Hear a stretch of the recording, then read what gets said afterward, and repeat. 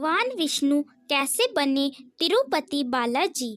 पौराणिक कथा के अनुसार जब देवताओं और राक्षसों के द्वारा अमृत प्राप्ति के लिए क्षीर सागर का मंथन किया गया, तब समुद्र से कालकूट विष के अलावा 14 रत्न निकले थे। इन रत्नों में से एक माता लक्ष्मी थी। माता लक्ष्मी के भव्य रूप और आकर्षण से मोहित होकर सभी देवता, दैत्य और मनुष्य उनसे विवाह करना चाहते थे, लेकिन माता लक्ष्मी को उन सब में कोई न कोई कमी दिख रही थी। इसीलिए अंत में उन्होंने निरपेक्ष भाव से खड़े हुए विष्णु जी के गले में वरमाला पहना दी और विष्णु जी ने लक्ष्मी जी को अपने वक्ष पर स्थान दिया। इसीलिए माँ लक्ष्मी विष्णु जी के वक्ष पर निवास करती है।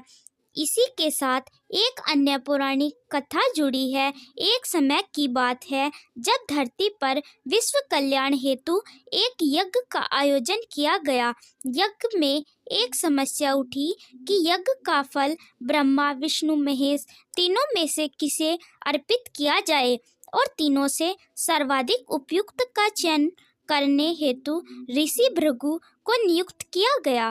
भृगु ऋषि इस समस्या का निवारण करने सबसे पहले ब्रह्मा जी के पास पहुँचे। उन्होंने देखा कि ब्रह्मा जी उस समय विष्णु जी की भक्ति में लीन थे और फिर वे शंकर जी के पास पहुँचे, किंतु उनसे उनकी भेंट न हो पाई। अंत में वे विष्णु लोक गए, जहाँ पर विष्णु जी शेष शैया पर लेटे हुए थे, लेकिन उन्होंने भृगु ऋषि को अनदेखा कर दिया। तब भृगु ऋषि ने क्रोध में आकर विष्णु जी के वक्ष पर प्रहार कर दिया और भगवान विष्णु जी ने क्रोधित होने की अपेक्षा अत्यंत विनम्र भाव से उनका पैर पकड़ लिया और बोले, हे ऋषिवर, आपके कोमल पैर में चोट तो नहीं लगी। भगवान विष्णु ने अभी इतना ही कहा था कि भृगु ऋषि ने अपने दोनों हाथ जोड़कर अपनी गलती स्वीकार कर उनसे क्षमा मांगी।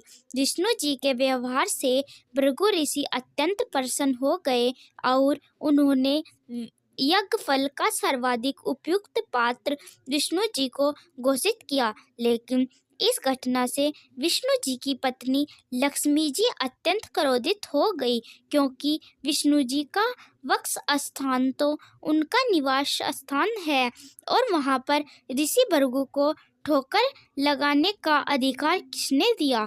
इन्हें विष्णु जी पर भी क्रोध आया कि उन्होंने भृगु को दंडित करने की अपेक्षा उल्टा उनसे क्षमा क्यों मांगी। परिणाम स्वरूप लक्ष्मी जी वैकुंठ छोड़कर चली गई। विष्णु जी ने उन्हें बहुत ढूंढा, किंतु वे नहीं मिली। अंत में उन्हें पता चला कि देवी लक्ष्मी ने धरती पर पद्मावती नाम की कन्या के रूप में जन्म ले लिया है। तब भगवान विष्णु जी ने भी पृथ्वी लोक पर श्रीनिवास के स्थान से जन्म लिया और पहुंच गए पद्मावती के पास।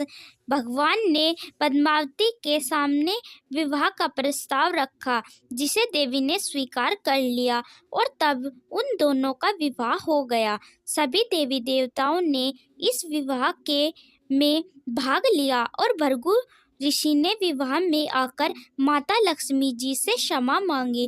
तब देवी लक्ष्मी जी ने उन्हें माफ कर दिया, किंतु इस विवाह के अवसर पर एक अनहोनी घटना हुई।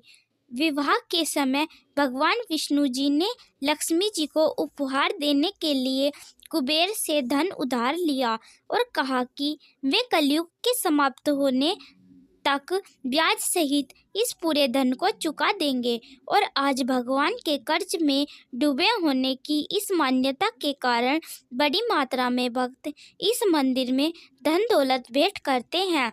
ऐसी मान्यता है कि जब भी कोई भक्त तिरुपति बालाजी के दर्शन करने जाता है और वहां जाकर कुछ चढ़ाता है, तो वह न केवल अपनी श्रद्धा, भक्ति और प्रार्थना प्रस्तुत करता है, अपितु भगवान विष्णु के ऊपर कुबेर के ऋण को चुकाने में सहायता भी करता है।